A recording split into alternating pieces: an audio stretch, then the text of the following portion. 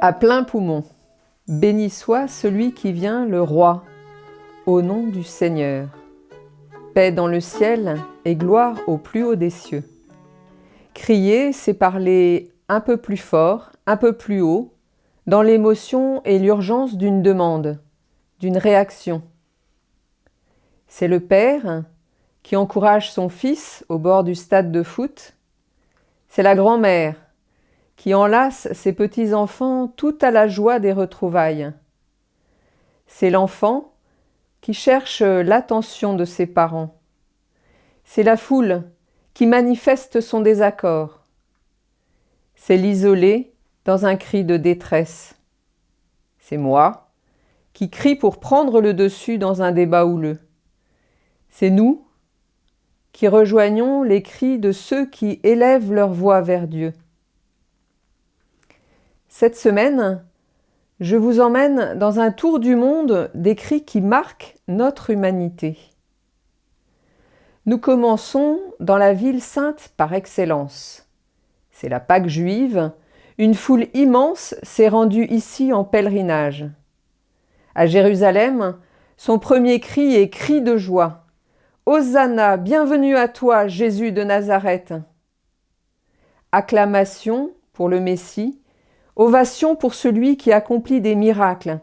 Hourra de ceux qui se laissent entraîner dans le mouvement. Toutes ces acclamations dérangent les pharisiens.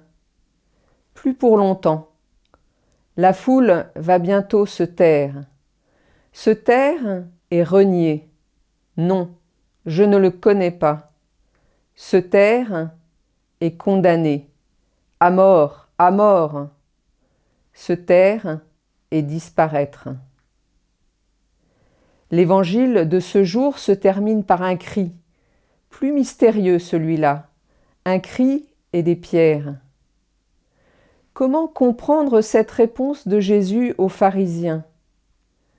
Je vous le dis, si eux se taisent, les pierres crieront. Ces pierres qui crient, qui sont-elles ? Celles qui lapident, aussi violentes que des mots ? Serait-ce la pierre angulaire qui est Jésus ? Alors que le peuple de Jérusalem a arrêté de louer Dieu, Jésus, la pierre angulaire, crie « Mon Dieu, pourquoi m'as-tu abandonné ?» Aujourd'hui, j'observe ces deux cris, de joie et de mise à mort, qui oscillent comme un mouvement de balancier, entre vie et néant. Aujourd'hui, je choisis la vie. Je choisis de ne pas me taire. J'ose une parole de réconciliation, d'encouragement, de vérité.